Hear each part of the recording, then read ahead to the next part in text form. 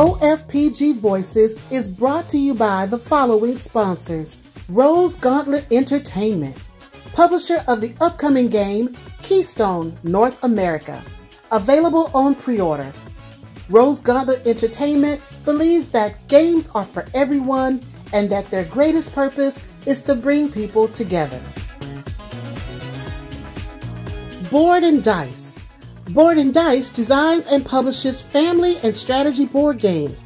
Two of their most recent releases, Origins First Builders and Mandala Stones. They recently announced their Ally program, primarily aimed at welcoming and supporting people of color and the LGBTQ+ community in the hobby. Renegade Game Studios, publisher of The Fox in the Forest, Arboretum, and The Search for Planet X. To view their entire catalog, visit renegadegamestudios.com. Hi everybody, I'm Starla. I'm Mick. And we are our fan-based games. Voices. Aha, yeah. And welcome to July. Yes. Episode 13. Yeah. So we are full-fledged into summer. Yes, we are. Summer. Yes, we are. We're right in the middle of it. Yes, we are. In the middle of it. It's hot. But not too hot. Not too hot. Not too hot like other folk. Yeah, where we are, it's pretty good. Some other folk is hot. But here it's not too bad. Not too bad. Not too bad. But we love summer. Yes, we do. We look forward to summer. Yes, we do. Well, I do. No, I don't. I love the winter. I love snow. I love the cold. I love it. I love it. I get tired of it though. I don't. After January rolls around, I'm ready for it to go. No, I want the snow. I want the snow. I love the snow. I want the snow. Yes. But I'm happy we're in the summer. Yes, we are. We get a chance to wear our good, cool clothes, our t-shirts sandals. and stuff. And sandals. Sandals. Yes, sandals. I get a chance to get my toes done. So I love it. Okay. All right. So I like your design that you did on this last one. I like getting design. What was it like little grass? It's like grass. Got a little grass. It's like grass, grass flowers. He did a little hand design. It's cute. Little grass. It's cool. It's cool. It's cool, family. It's cool, family. All right, everybody. All right. This week, yes, we've got our great contributors as yes, always. We do. Yes, we do. So we're going to start off this episode with Tlacuaches En La Mesa, our games on the table, with Daniel Miranda of Tlacuaches En La Mesa, and he's going to do a review of Whale Riders. Yes, I'm interested in that because I really want to check out Whale Riders. I do. And then after that, we're going to have Schooled By Gru with Dr. Tanya Pobuda. Yes. And she's going to talk about BIPOC Mental Health Awareness and B.B. Moore Campbell. And if you don't know who B.B. Moore Campbell is, she's going to give you a little information. But she's an American author, journalist, and teacher. She's written several books, one called Brothers and Sisters, Singing in the Combat Choir, and one that she got on the Los Angeles Times best-selling book of 2021 called What You Owe Me. Yes. So she's going to give you a good story about BB and about mental health awareness. Yes.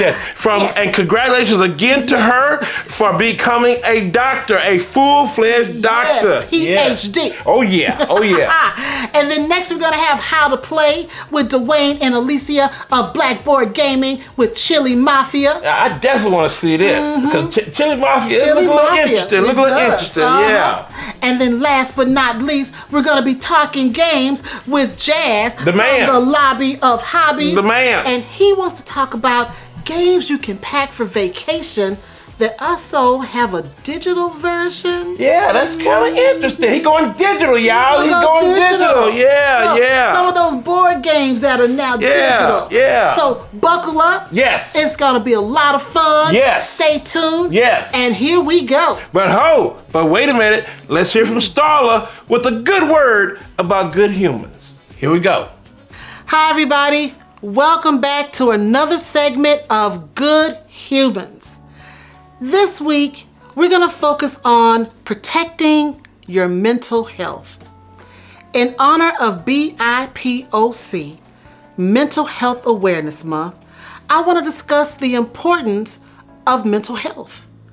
As a person of color and a woman, I know it can be a struggle to just keep it together every day when the world continues to give us reasons to throw in the towel and give up. As a good human, we tend to overextend ourselves in an effort to do good. Many times we feel that our efforts go unnoticed, and often we feel unappreciated. But let me encourage you today to never grow weary or frustrated in doing what is right and being a good person. Our world needs more good humans. People who are strong enough to stand up for what's right when facing a sea of wrong.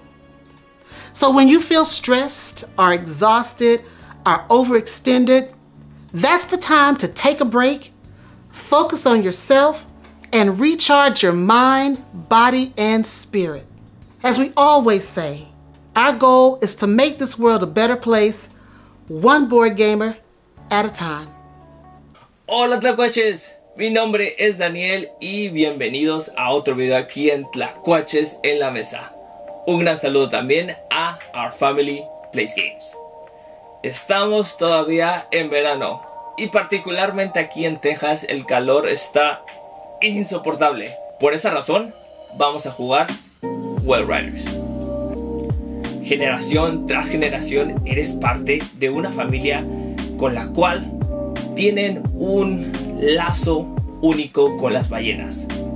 Estas te ayudan a viajar alrededor de esta costa helada para poder recolectar diferentes bienes, diferentes recursos, los cuales vas a estar usando para completar diferentes contratos que te van a dar obviamente dinero y te van a dar puntos de perla, los cuales representan puntos de victoria al final del juego. Tu enfoque total en el juego son estos contratos. Estos contratos te muestran los recursos, los bienes que tienes que entregar. Te muestran el dinero que te van a pagar por haber completado ese contrato. Y también te muestran los puntos de victoria al final del juego. Y todo esto lo vas a realizar tomando solamente 2 acciones.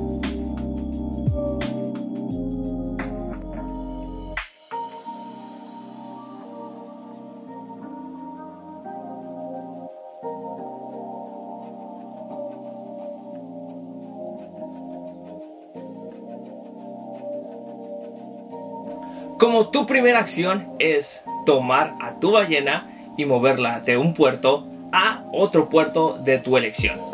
Cuando llegues al final vas a tener que dar la vuelta y tomar tu camino de regreso, siguiendo esto de ir de puerto a puerto de tu elección.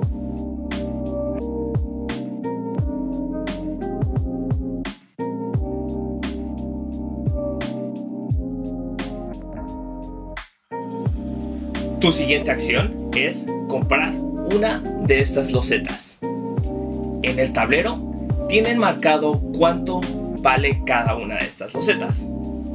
Dependiendo de en qué puerto estás, vas a poder comprar losetas que te pueden costar gratis hasta losetas que pueden costar 3 monedas.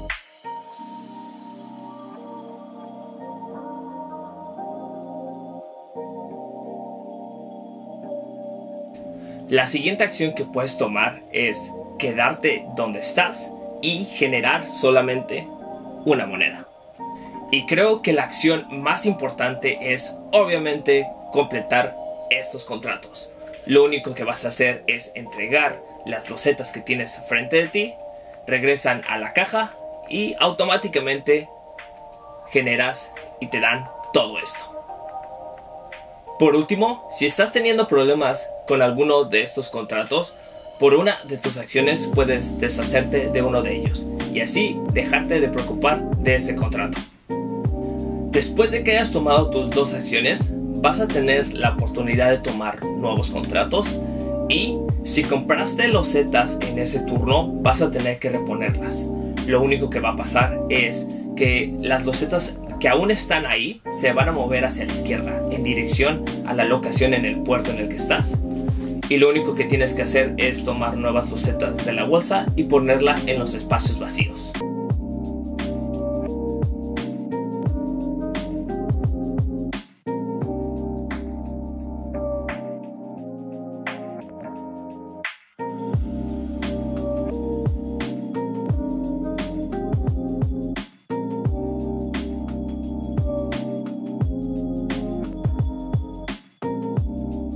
Durante todo este proceso vas a tener la mala suerte de sacar estas losetas. Estas losetas representan tormentas de nieve.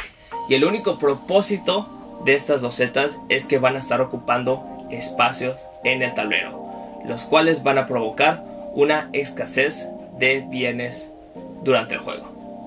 Los jugadores van a estar tomando sus dos acciones respectivamente y el juego va a terminar cuando estas losetas de perlas hasta arriba del tablero se terminen. En ese punto vamos a contar puntos de perlas entre los jugadores y quien tenga más es la persona que va a ganar en Well Riders.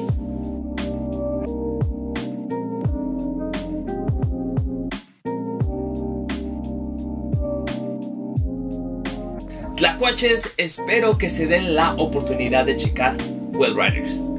Well Riders cuenta con este conjunto de mecanismos que trabajan a la perfección. El hecho de que te tengas que mover alrededor de esta costa helada, recolectando diferentes bienes, porque tienes que completar diferentes contratos, los cuales te van a estar generando dinero y puntos de victoria, y todo esto trabaja muy bien juntos. Aparte es súper hermoso el juego. Nos estamos viendo en el siguiente video, Tlacuaches. Y ya.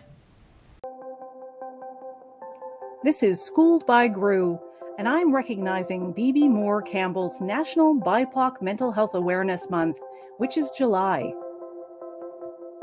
This is Schooled by Gru, an exclusive series for Our Family Plays Games Voices, where I do a deep dive into my PhD dissertation research and share with you the findings before the rest of the world sees it, exclusively on Our Family Plays Games. First, a bit of personal news. I wanted to share that I was able to successfully defend my PhD dissertation on June 22nd. I could not have done it without the encouragement of Our Family Plays Games. That is the truth. And my wonderful committee, Dr. Jason Boyd, my advisor, Dr. Natalie Coulter, Dr. Richard Latchman, Dr. Sarah Bull, and Dr. Mary Flanagan, whom I have absolutely fangirled at from afar for years and years. She is an incredibly important member, founding member of Games Studies Scholarship. It was an enormous privilege to be part of that process. So I'm very happy to report that that dissertation is done, and I'm looking for ways to share more broadly some of the chapters in the dissertation with the board game community, including sharing it every single month on Our Family Plays Games. July is BIPOC Mental Health Awareness Month, and it's actually named in honor of B.B. Moore Campbell, who was an educator, a speaker, an author, and a mother who was passionate about mental health awareness in the BIPOC community. She wrote books such as 72-Hour Hold and Brothers and Sisters, and spoke across the country and around the world on the topic of BIPOC mental health awareness. The BIPOC Mental Health Awareness Month website offers a lot of examples and statistics about why the challenges facing Black, Indigenous, and persons of color are unique and particularly serious. There were 1,500 reported incidents of anti-Asian racism in a single month during the start of the COVID-19 pandemic. 38% of Latinx people were verbally attacked for speaking Spanish in public and told to go back to their countries. There were 4.2 million anti-Semitic tweets in the English language alone in a single year. Amongst Latinx youth that emigrate to the US, 2/3 of them report experiencing at least one traumatic event. Indigenous children are vicariously traumatized by the high rates of societal homicide, suicide, and unintentional injury. B.B. Moore Campbell's story really resonates with me. As a mom, I have gone through my own challenges with our family's mental health. I myself suffer from anxiety and depression, and it's very, very difficult, particularly in today's landscape, to feel particularly good about what's going on in the world. There's problems in the workplace, there are problems across society, we're all struggling. And B.B. Moore Campbell spoke about the importance of community-based mental health care and trying to find the help that you need. One huge factor in mental health issues among communities is feeling like you don't fit in, not having a social network that you can rely upon for support. Many of us feel very disconnected from the societies in which we live and the communities in which we live, and gaming often provides a way in. However, my PhD dissertation speaks a lot about the issues in gaming spaces that make it hard to make those connections. One of the things I sought to capture with my PhD dissertation research is what the lived experiences were like in the hobby and industry for BIPOC people. And I had the statement with a Likert scale asking for agreement or disagreement. And this was the statement: Black, Indigenous persons of color are a minority in the board gaming industry. And I got 88.4% of the respondents agreeing or strongly agreeing with that statement.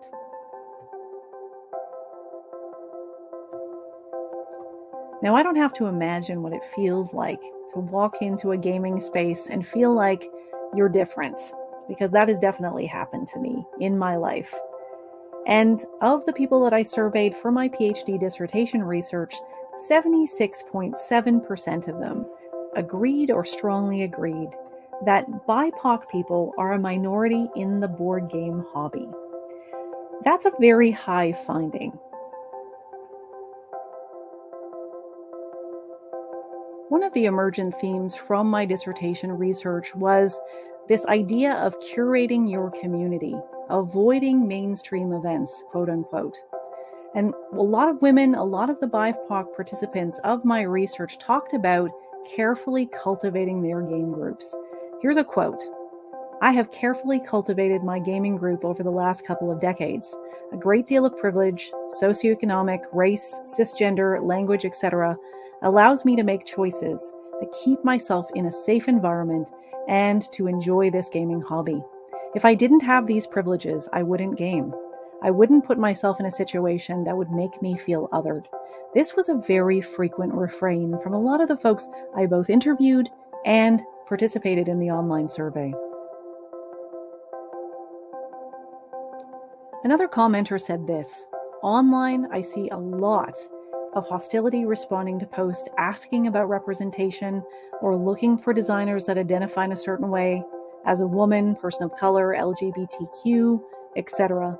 It makes me uncomfortable, and it makes me think there are a lot of white men dominating this hobby that have no interest in being welcoming to others. I may not have run into them in person because I stick to groups of welcoming people, but they come out in droves online. It makes me sad." Phoebe Moore Campbell wrote, "You live your life between your ears. Every single day, we take in information from our environments and the people around us about how welcome we are, whether or not we belong. It's so important, particularly in these troubled times, for all of us to be kind and welcoming, to be good humans, as Starla always says." This is honoring Phoebe Moore Campbell and her work in mental health awareness. This is July, BIPOC Mental Health Awareness Month. Be kind to one another. This has been my July episode about BIPOC mental health awareness. Something I try to live by every single day is imagining that everyone I'm dealing with is having the worst day of their lives. As we weather our way through this COVID-19 pandemic, I want you to really take that to heart. People carry these traumas and stresses inside their bodies, inside their minds. It is incredibly important, especially in gaming spaces, for us to be welcoming, kind, open, embracing of others. I want to wish you a great July, BIPOC Mental Health Awareness Month. Hug your family and love each other. What's up, folks? I'm Dwayne. I'm Alicia from BlackBoard Gaming. Well, summer is finally here. So we decided to talk about a game that brings the heat. Today, we're going to discuss Chili Mafia. Chili Mafia is a game designed by Christina Felmery and Tomas Liddell, and published by Lemery Games. Let's go to the table for a brief overview of how this game is played. Chili Mafia is a set collection game for 2 to 8 players where the players are competing trying to assemble the most powerful Chili Mafia gang.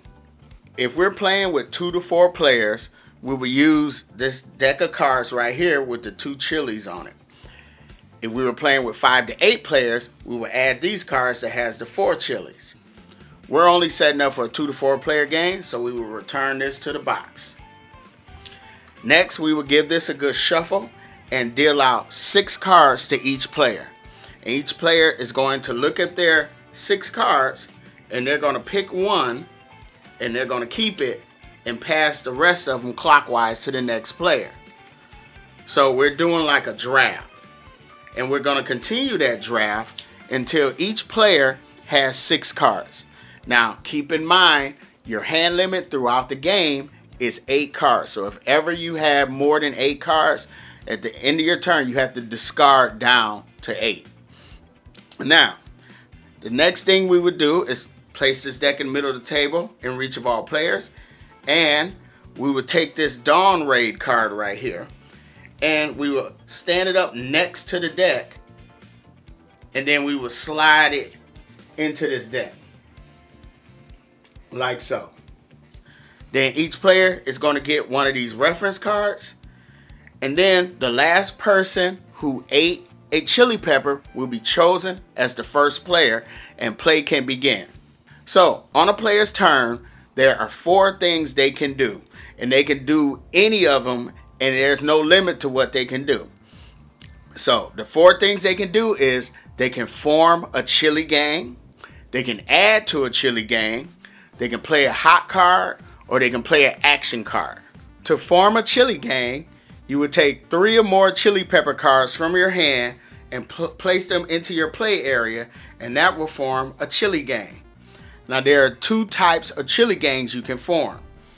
You got the mixed gang, where all the chili peppers have a different numerical value, and then you got the brotherhood, where all the chili peppers have the same numerical value. Now once a chili gang has been formed and placed in front of you, then you cannot later on take one of the chili peppers back into your hand, and you cannot freely move chili peppers to different gangs. So I can't move this one over here to make this brotherhood larger. Now there is one exception, and that is the sweet chili. Now the sweet chili acts as a wild, so I could play the sweet chili over here. I could even place the sweet chili over here, and you can only have one of these per game. Now later on, let's go to the next thing you can do is add a chili pepper to a gang that you've already gotten on the table. So later on, if I had this ghost pepper whose value is 8, I don't have any 8s in this gang, so I can add that ghost pepper over here.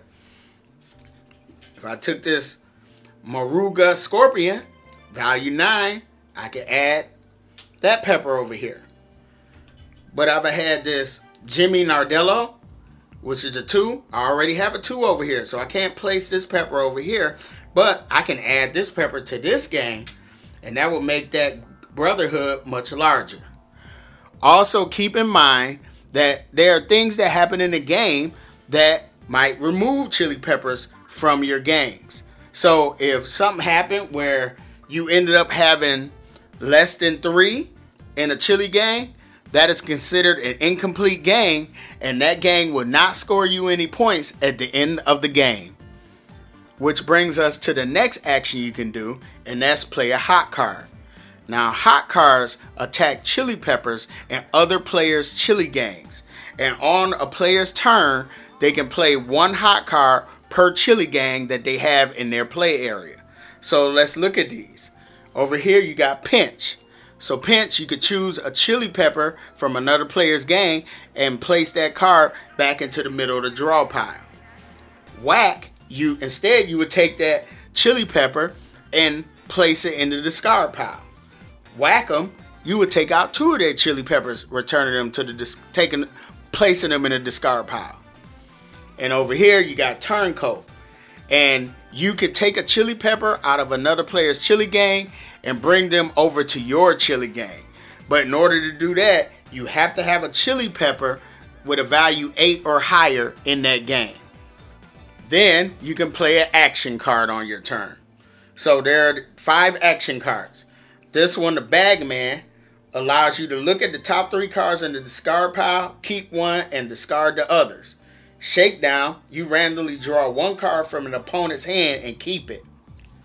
Booster, name 1 chili pepper, and other players must give those chili peppers to you from their hands. That's wrong. Earner, you just draw 2 cards from the deck. And then there's Forget About It. Now this is 1 card you can play at any time, because if somebody tries to hit you with a hot card, you could play that card and say, forget about it. And then that null and voids that hot card. Once a player has decided to not take any more actions, then they will end their turn, and then they will draw 2 cards off the top of the draw deck. And then play will go clockwise to the next player. Now, if I haven't mentioned it already, a player can also choose to not take any actions and just pass, which is cool, but they will have to discard a card from their hand before they draw their 2 cards at the end of their turn. Whenever a player is drawing cards and he reveals the Dawn Ray card, then that player's turn ends immediately. Revealing the Dawn card gives all players the only opportunity in the game to move, mix, and rearrange their chili gangs. You can also place chili pepper cards that's in your hand into any gangs. So let's say I got this. I'm gonna add, instead of, I move this guy over here to join up with this Brotherhood. Now, one thing I forgot to mention, the sweet chilies, you cannot target sweet chilies with your hot cards because they're just really sweet, and that would be just wrong. Then you see I got this incomplete gang down here, so I could take this guy over here, place him in this gang. Now this gang is complete. And then once all players has finished rearranging their gangs, then play will continue until the last card is drawn from the draw deck.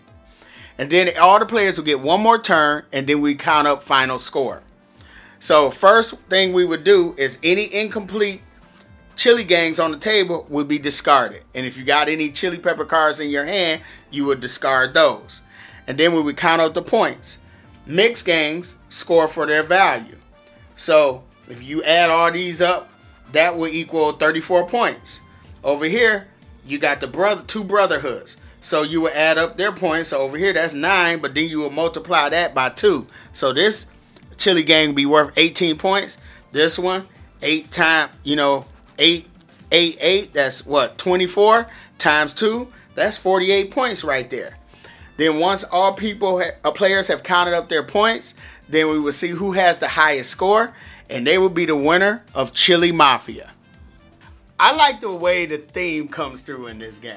Okay, so explain. Alright, so some of the hot cards, like Pinch. In Pinch, pretty much we done watched enough of those cop shows. And pinch means somebody got pinched and they got sent to jail for a little bit. So in this game, you pinch somebody's chili pepper and you send them to the middle of the draw deck, which means they're going to show up soon. I like the turncoat, to where, you lure somebody over into your chili gang. But in order to do that, the chili pepper in that gang has to be a high value chili pepper. Okay. So I like the way they added that. Okay. The other thing is the Dawn Raid card. Okay. Because usually you cannot rearrange your gangs. But when that Dawn Raid card comes, that means the Popo done showed up. So now everybody running around like, uh-oh, I got to get over here with these guys. They're realigning themselves. Yeah, right. Okay. So okay. I really did like that. Okay. What did you like the way this game played? So This is one of the few games that I actually like at a higher player count. Yeah, I mean, I get it. You know, It was, when we played it together, it was fun. But it was actually more fun when we played with more people. Yeah, I think we played at 6. Yes. And it was funny, everybody going over whacking everybody's chili pepper, or you got to forget about it and all that. So the game is hilarious. It's like, I love the art. The art is funny. The art is cartoony. Yes, I really enjoy the art. And the art is colorful. Yeah, it is. And I like chili peppers. I like cooking with chili peppers. So one of the things I like about the game, correct me if I'm wrong. Yeah. As the values increase, does that represent hotter chili peppers? Yeah, but what scares me is the ghost pepper. I always thought the ghost pepper was the high, but it's at an 8. So there's a 9 and a 10. Yeah. So I'm like, I do not want to try those peppers. I don't even want to try a ghost pepper. Yeah. Now I have tried, like, Nancy, my coworker. She's Hispanic, and she used to roast jalapeno peppers and just eat them like that. And so one day I tried it. And I'm not doing that no more. I'm just going to stick with my poblanos. Yeah, poblanos are medium. Yeah, I use poblanos in my chili instead of green peppers. I use them in my fajitas. It gives you that nice flavorful heat. Yes. You know, speaking of higher player count, I love the fact that you can actually play this game in teams. Well, we haven't done that yet. Yeah, so we could team up and become mafia bosses. You know, I could be poblano. You could be Sweet Chili. You're like, I'm Sweet Chili. I'm Sweet Chili. Yeah, still scared of you though. Like Poblano, he the big dog, but don't mess with Sweet Chili. Don't mess with Sweet Chili. Okay, I could go for that. All right, so Chili Mafia, we really like this game. It's a great game to introduce to people at a barbecue or a party or whatever. I think it's a great party game. It's a cute game. It's not too serious, tongue-in-cheek, a lot of fun. And yes, this would be a great barbecue, a game at a barbecue. So that's Chili Mafia. See you guys later. What's going on, everyone? This is your boy Jazz over at the Lobby of Hobbies. Now, I know it is the summer months, which means many of us are taking that opportunity to go on vacation and travel. And when it comes down to it, for a board gamer, the biggest question is, what games am I going to pack? What's going to fit in that suitcase? Because we know that space is at a premium, right? Especially if you have kids and you're trying to pack their stuff too, there is very limited space for you to pack games. So I put together a list of what games I would pack, and honestly, I don't have to worry about space because all of these games can be placed right here on a mobile device. So whether you have Android or you have an iPhone or a tablet, whatever it may be, all of these games you can just have right in the palm of your hand. Now, if you even have internet access, every single one of these games, like I said, I have 5 games here, they have online play, so you can play with friends and family from anywhere. Now, what I love about mobile apps and board games is that if you don't have the game, you can try it out first on the app to decide whether or not it's something you might think you want to own, or if it's something you think you even have to own, or if you're going to be fully okay with just playing the digital version. So if you're ready for this list, let's get into it. The first game I've talked about before. This is a family favorite in our house. We love this app, and this one is Sagrada. Sagrada is that abstract dice placement game. You're gonna have some dice manipulation, and you're trying to place these dice out into creating a stained glass window, and the dice have to meet certain color and number requirements to be placed out and score the most points. So definitely check out Sagrada. I know I've mentioned it before, so I love it that much that I have the actual physical copy, but also the digital copy as well. Now, the next game on my list, I do not own. I've actually never owned this game, but I've played the physical game many times and I love it. And I think this is probably the one worker placement game that I think is the best place to start at if you've ever been interested in trying a worker placement game, and I think the app is incredible. Now this one is Lords of Waterdeep. Lords of Waterdeep is this D&D themed styled worker placement game that you are trying to fulfill certain contracts, or the game calls quests, to score the most points. This one I love. It's very easy to play, and whether you're a big fan of D&D or not, I think this game is a worker placement game that everyone should at least try if you've never gotten into the genre. Now, the third game on my list is one of, I think the 5 games would be the heaviest game on the list, but it's not necessarily heavy at all. Well, probably the physical box is a little bit heavy, but this one is a hand management, resource management game that I really, really enjoy.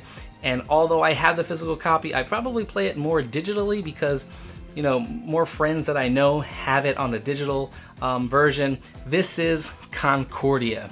So Concordia, I love the idea of just having to have those cards that you're playing out and trying to purchase new cards to maximize the cards that you're able to play in hand.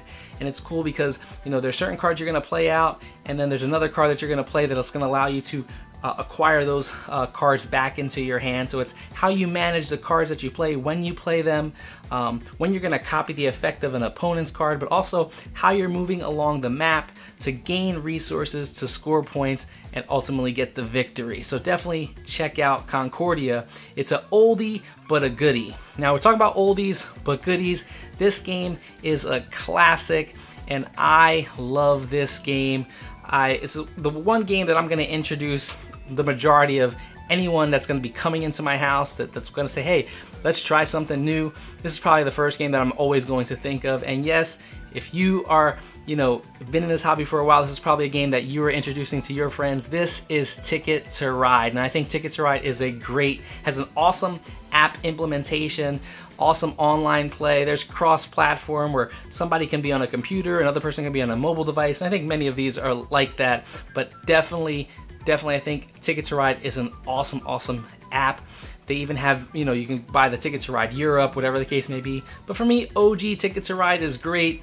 You know, the US map, but you can purchase other maps as well. But everyone, non-gamers, gamers that I've introduced this to have loved the game so much that they've gone out and actually purchased the app for themselves so that we can connect and play. So yes, the number 4th game here is Ticket to Ride. Like I said, these games are in no particular order, but these are just games that I enjoy. And the last one is probably the game that right now I am playing the most of.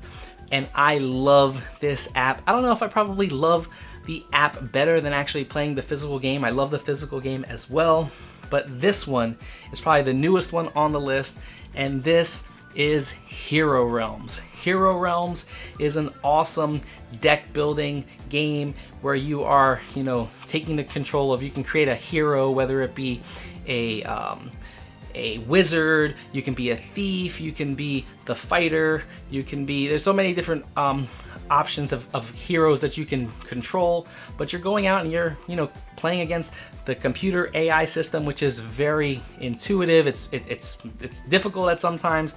There's also a campaign mode that's pretty cool. It has a story that line that you're going along and playing, similar to the campaign mode if you've ever played the physical game.